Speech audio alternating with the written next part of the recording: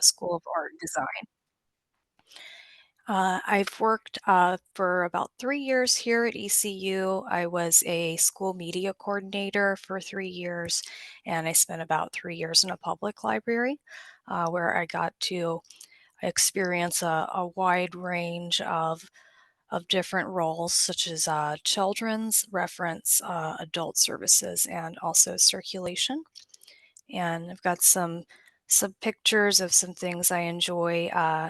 That's me and my sugar glider up at the top. I really like the outdoors. I like paddleboarding, kayaking. In the bottom right-hand corner, that's a sculpture I did as part of an art assignment here at ECU. And in this class, we would build models of things and then do paintings from those models. So today what we're going to look at is identifying how creative activities support staff wellness, knowing how to plan and promote art programs for library staff, and just gaining familiarity with examples of art projects that promote mindfulness and positive interpersonal relationships.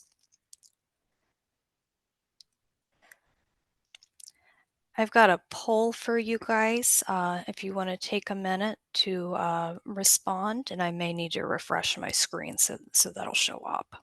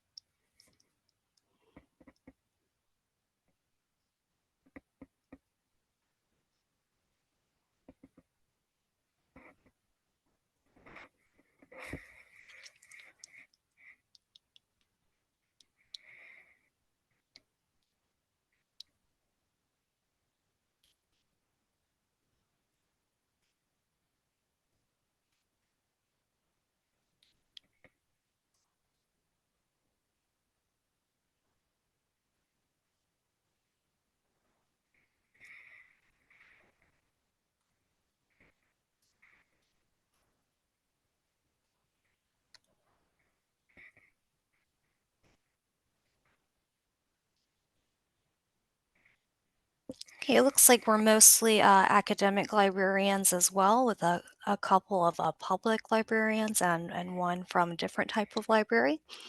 Um, so, words when it comes to art, creativity, expression, paintings. Oh, exercise, it's an interesting one. Um, Knitting, beauty, subjective, awesome, cool. So in defining well-being, I got some definitions from some various research studies that I began looking at, and I didn't find any research studies about the impact of arts activities on the mental health of librarians specifically. So I was looking at more general studies about employees and mental health.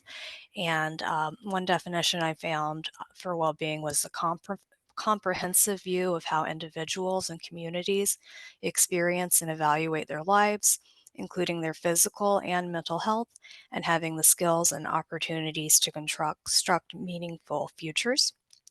And also, well being can be classified as affective well being, which would be positive emotions in our daily lives, evaluative well being, or life satisfaction, and eudaimonic well being, which is our sense of meaning, control, autonomy, and purpose in our lives.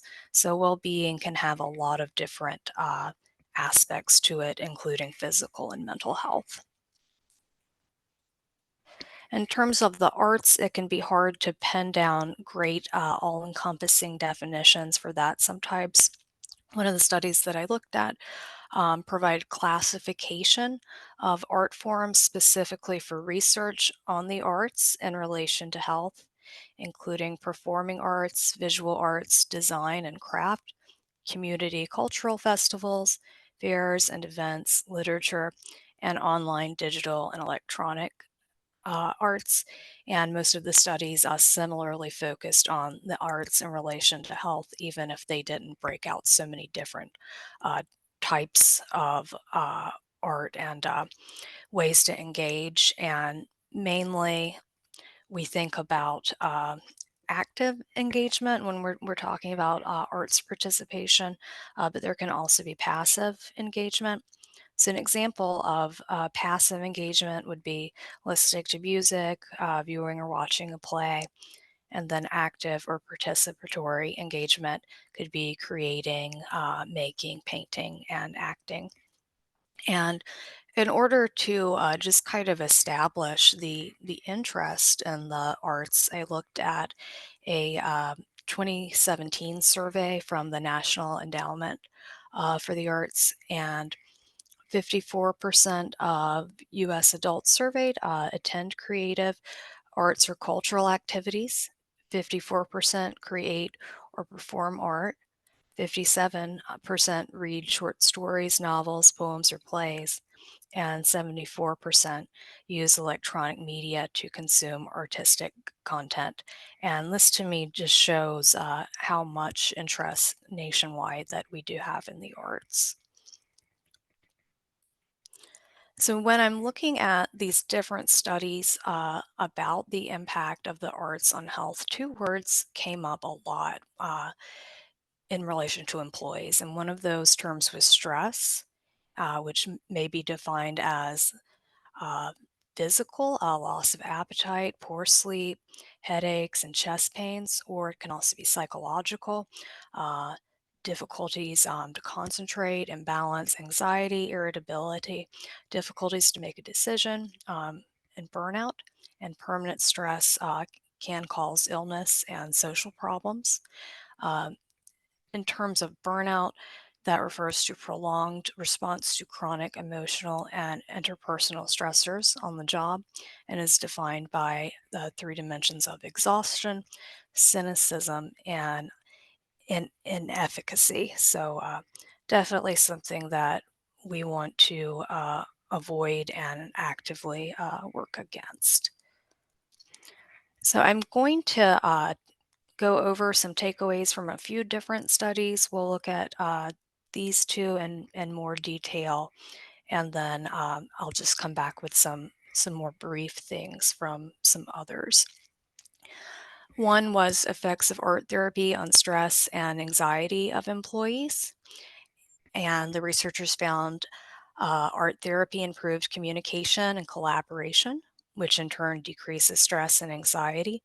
They looked at 60 healthcare workers over a period of 2 months, and they gathered data from these workers via a stress questionnaire, an anxiety form, samples of cortisol, which I believe came from saliva swabs, discussions of goals and emotions, and they gave these participants 9 different art therapy sessions, including collage, drawing, painting, and creative journaling. And some of these activities were done individually, whereas others were done in groups. So when I say they gathered data via these various methods, they would collect information both pre and post intervention before they did these activities. And the researchers found that the final stress levels were significantly lower uh, in the control group, and the study indicated significant changes across indicators related to self-conception, communication, and collaboration. In another study I looked at, a case study of an art therapy based group for work related stress with hospice staff. Again, they were looking at healthcare employees. The results supported previous findings on well being, creativity, and improved communication, and indicated some lessening of work stress for several participants.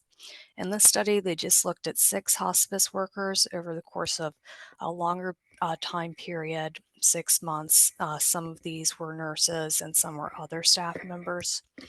They conducted individual interviews, And these included discussions about burnout, unfulfillment at work, and in one case, personal bereavement.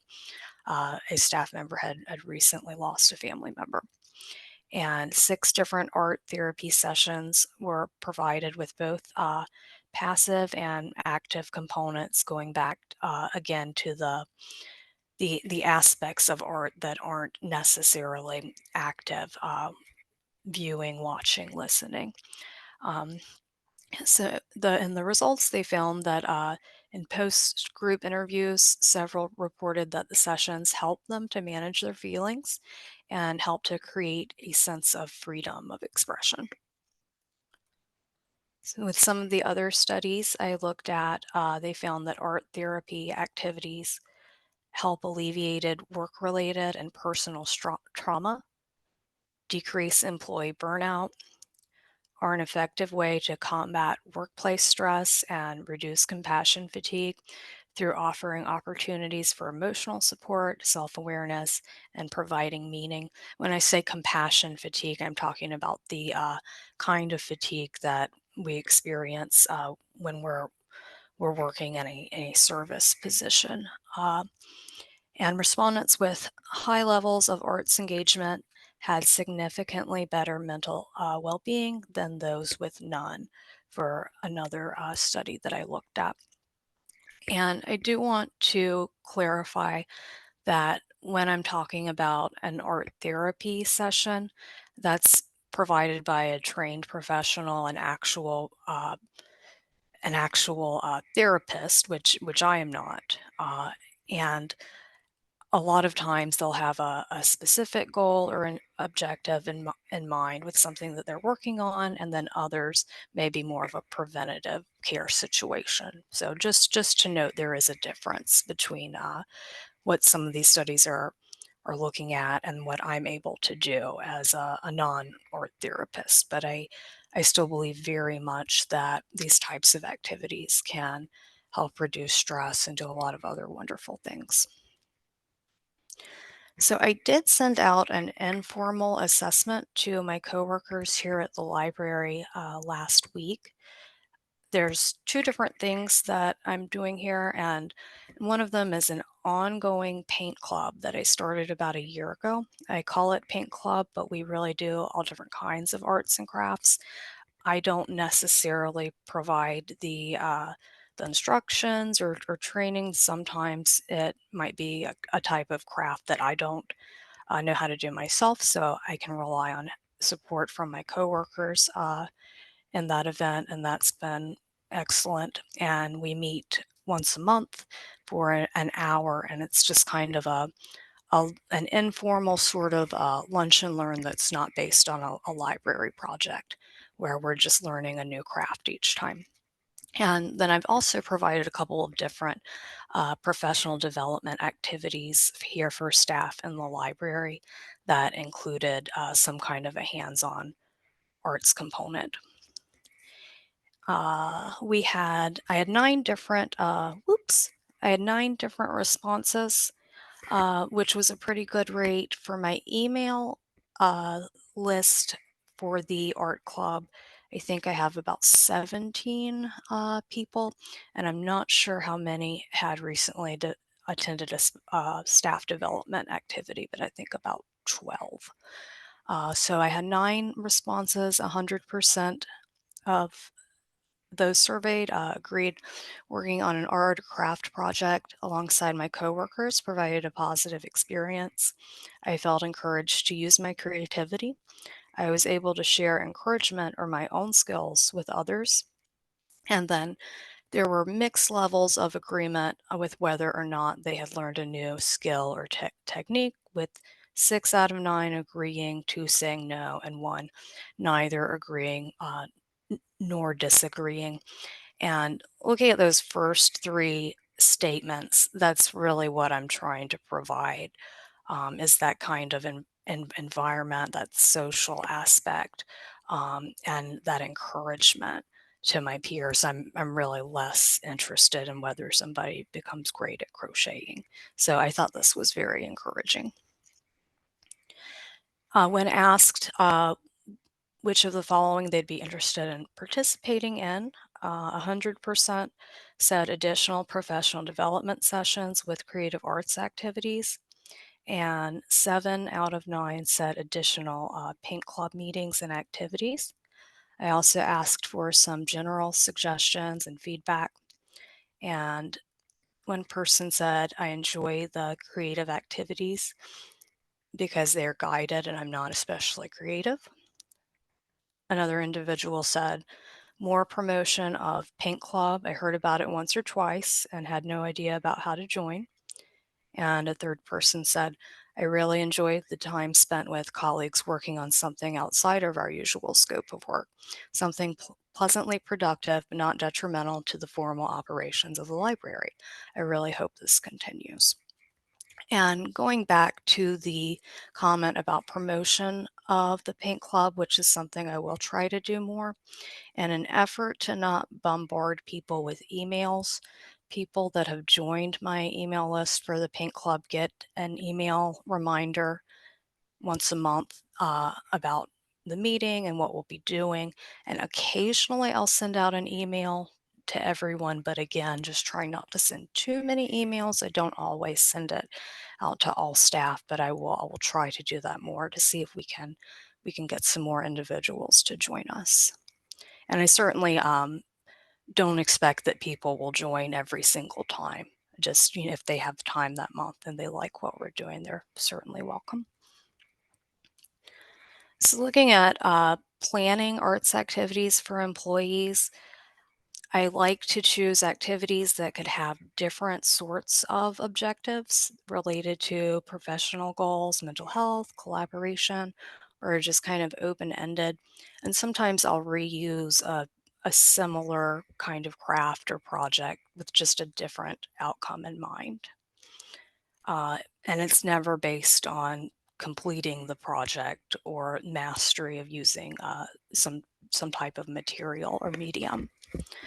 I try my best to provide some kind of scaffolding so that it can be really super easy, and that others that may have more experience and want to put the time in can make theirs a little bit fancier. And I provide templates and examples. And about 90% of the time, people tend to do something that's fairly close to what the examples are. And going back to the comment that one of my coworkers made, that she doesn't always feel that creative, and it helped her to feel more creative having these examples. It's one reason why I do that. Um, so to provide some ideas and then also to show them what the final project will look like. And I also give out printed instructions. So they have my examples they can look at. They have me or another person kind of leading. And then they also have printed instructions. So however somebody learns best. And in terms of materials, I always look at projects that are low cost and easy to clean up, that I can prepare some things ahead of time. And in my office, I've got a reusable cart that I keep the art supplies on. So things like acrylic paint, and that will go a long ways in terms of how many times you can use it again and again without using it up, which does keep the cost down. And also things like paper plates and cups for water. And when I'm planning these activities, they're generally 20 minutes to an hour, because anything less than 20 minutes, I don't feel like people have enough time to complete something to their satisfaction. And then over an hour, I would tend to run into some kind of a scheduling issue where we wouldn't be able to spend that much time on it. So one tip would be to use other skills and experience, as I mentioned. If you don't feel particularly creative, or maybe you don't know how to do one particular project, definitely reach out and ask for help from others. You're still very able to organize these things and promote them. Um, And as I mentioned, sometimes these activities have been breakout sessions that were for professional development, but another option would be to have some kind of a lunchtime meetup, like the art club that I do here. And again, the reminders to staff are helpful and, in my case, more are wanted. So I want to look at a few different examples with you, and we'll see some pictures of them after this slide. So one project that I recently did at the library as part of our staff professional development day was vision boards. So the objective is to create a visual representation of a work goal or personal goal or more than one. And in terms of materials, they'll need either a canvas or a poster board or cardstock, just something flat that they can participants can glue images onto. And then images, which could be from magazines or discarded picture books, scissors, and glue sticks. And I chose glue sticks instead of traditional Elmer's glue, just in the interest of keeping things as easy and as unmessy as possible. And this project took about 30 minutes. And one reason I was able to keep it within that time frame is that I cut out some images ahead of time with the help of some students. And if you are doing this sort of project either for patrons or for your staff, that's one thing that's going to speed it up greatly because it takes a while to look through books and magazines to find these images. And after I had several images that were, I'm going to say, more hastily cut out. I wasn't very neat about them. I let participants do that on their own. Uh, we sorted them out so that we had a section of these are pets, these are vacation, this is related to health, that sort of thing, just to make it easier for everyone. And we also had some books and magazines in the room that people could look through, but generally they chose the images we already had for them. Uh, I would also say that it's a good idea to offer different colors of poster board or canvas is what I used, just because people may not necessarily cover the entire canvas with their images, and that way you have something nicer than just that blank white showing through. And I planned for 10 minutes at the end for sharing so we could see what everybody had done, and that was just optional, but we had several people that shared their projects. And this is an easy craft to recycle into other things. For example, it could be used as a graduation activity for teens, um, or it could be used as a story time activity, maybe seasonal plans, what we do in summer, or about me. And in terms of the teens, we had a group of preteens, of middle schoolers that were recently at the library for a program that our head of Teaching Resources Center was doing, and she recycled the same activity that we had done from Professional Development Day. And those preteens were able to create their own vision boards, but it was more related to their scholastic goals and sports and things like that. So here's a couple of staff examples. On the left, we had somebody that brought in her own pictures, and she's one that was focused around spending time with her pet.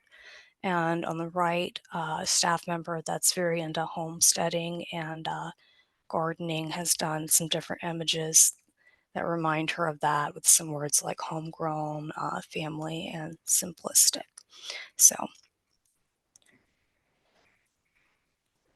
moving on to the next example, another program that I did that was for professional development about a year ago was growing our social garden. So we painted flower pots and then you can add a succulent to it as a gift for a coworker. That's kind of the objective, is that you're being social with it, you're making something and you're sharing with someone else. But you don't have to add a succulent into it. You could just use it as a pencil holder if you wanted to. So you'll need terracotta pots, acrylic paint, brushes, plates, water, and then optionally the soil and the succulents. If you do use those, I would say get the ones from the with the plastic containers where they're individually packed from the garden center, so you're not actually digging in the dirt and having the paint out at the same time. I think would be a bit much. This one is going to take about an hour, and it's helpful to have some hair dryers that can speed this up. Sometimes somebody has painted like a background color or something that needs some more detail. And if the layer under that isn't dry and they have to wait, that's not ideal. So that can be helpful. I would also recommend spraying the pots white before the event, and that's because if you don't do that, the acrylic paint tends to look muddy when it's over the terracotta, and that's the case with some other things that you may paint besides pots too. A lot of times it's a good idea to prime surfaces first by spray painting them white. And it also speeds up the activity because people don't need as many coats of paint.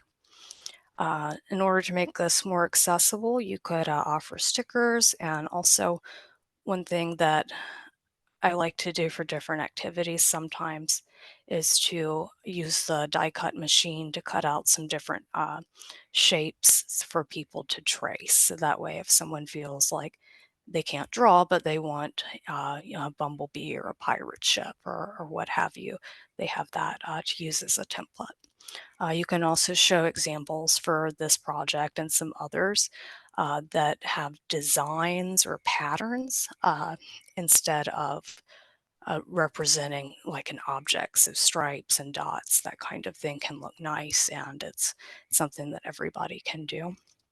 And you could use the same idea and not worry about plants at all for your social garden, and instead decorate and share cards or something else like that. And these are some examples. We've got some water lilies, we've got a bunny, and we got a frog. And I had many more very nice pictures of crafts people did besides what I'm sharing in this presentation, just because maybe I didn't mention that specific craft in the slides. So the third and last example I'm going to give you is rock painting mandalas. So a mandala is a repetitive geometric design, and creating these encourages focus and concentration as you're carefully working in this sort of a circular way. So you're going to want smooth rocks, something free. You can just get outside, acrylic paint, uh, brushes, plates, cups, and water. This will take about an hour. One thing that works well that you'll see when we get to the next slide is painting the rocks a base color, but you don't have to do that. And demonstrate using the end of the paintbrush, not the bristles, to make the dots. Uh, if you're doing this activity and you try to use the bristles of the brush, that can make the work look really messy and kind of smear. It can be easier to use the end of the paintbrush. So you start at the center and you move outward to the edge. On the left, one of the rocks it was either a blue or black base color, and another one had a turquoise base color, and the one on the right wasn't painted with a base color. But again, that's something that you can do for people before the program, is have a few that you've painted them either with spray paint or acrylic paint, some different colors for options. Um, and mindfulness reduces stress, and it is the practice of active attention on thoughts or activity. And in this case, it would be the activity of painting. I've got even more project ideas for you that I won't share in detail, but these slides will be available later so you can click and try some of these out perhaps for either your own staff, professional development, or even just for library programming for patrons. And a lot of these can be modified depending on what your needs are. For example, the air dry clay bowls, that's something that I originally did in a public library. It was very something very similar that was for patrons. But at that point in time I had access to a kiln, and I thought, a lot of you may not have access to a kiln. So one way you can kind of get over that hump is to use the air dry clay. And the watercolors are something that we recently did here, and this particular watercolor project works so well because it's a way to make a really nice painting that doesn't require any kind of know-how about watercolor painting, and it looks really nice. So in this presentation, I've really focused on how the arts can impact well-being, and I've had that health focus, but other research that I would like to look into would be the impact of these employee arts activities on engagement, creativity, productivity, job satisfaction, social relationships, and workplace culture, and also teamwork. And then we have got my works cited here if anybody wants to look at some of these studies. So it looks like we've got a few minutes for questions.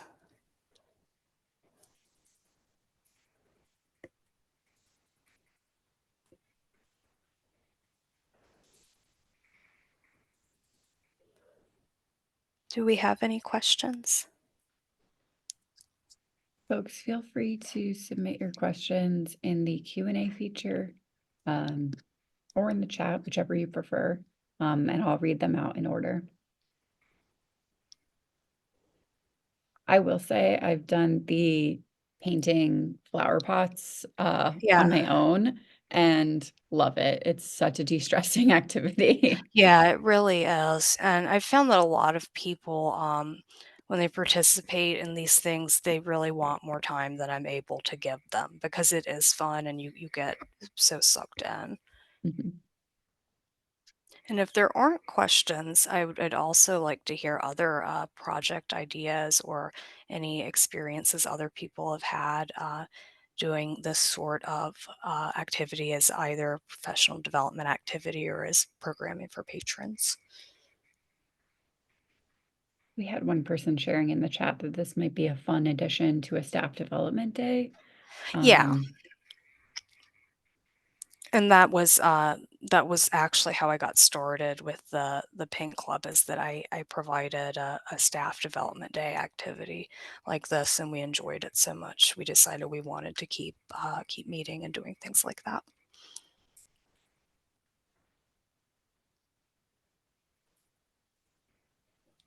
I do intend to take this research and expand upon it and create an article. So I did so much reading already. Why not? Oh, hi, Christy. Thank you.